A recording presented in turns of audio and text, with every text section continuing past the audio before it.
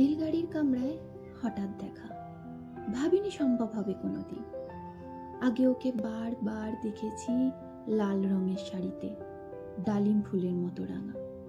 আজ পরেছে কালো রেশমের কাপড়, আঁচল তুলেছে মাথায়, দোলন চাপার মতো চিকন গৌড় মুখখানি ঘিরে। মনে হলো কালো রঙে একটা গভীর দূরত্ব ঘনিয়ে নিয়েছে নিজের চারিদিকে, যে দূরত্ব সর্ষে ক্ষেতের শেষ সীমানায় শালবনের নীলাঞ্জনে। থমকে গেল আমার সমস্ত মনটা, চেনা লোককে দেখলেন অচেনার গাম্ভীর্যে।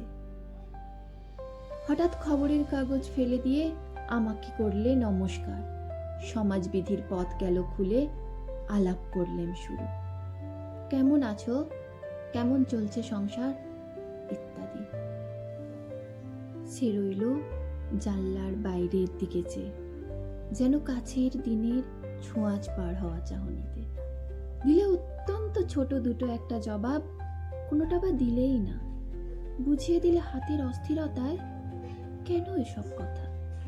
তার চেয়ে অনেক ভালো চুপ করে থাকা। আমি ছিলাম অন্য বেঞ্চিতে ওর সাথীদের সঙ্গে। একসময় আগুন লেড়ে জানালে কাছে আসতে, মনে হলো কম সাহস নয়। বসলুম ওর এক বেঞ্চিতে, গাড়ির আওয়াজের আড়ালে বললে মৃদু স্বরে, কিছু মনে করো না, সময় কোথা সময় নষ্ট করবার।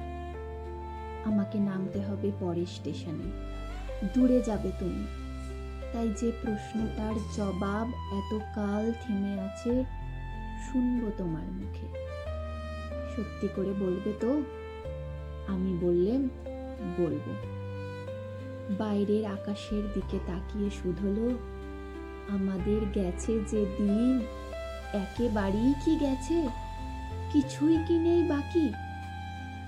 একটুকু রইলেন চুপ করে, তারপর বললেন, রাতের সব তারাই আছে দিনের আলোর গভীরে। খটকালাম, কি জানি বানিয়ে বললেন নাকি। ও বললে, থাক, এখন যাও ওদিকে। সবাই নেমে গেল পরের স্টেশনে, আমি চললেন একা।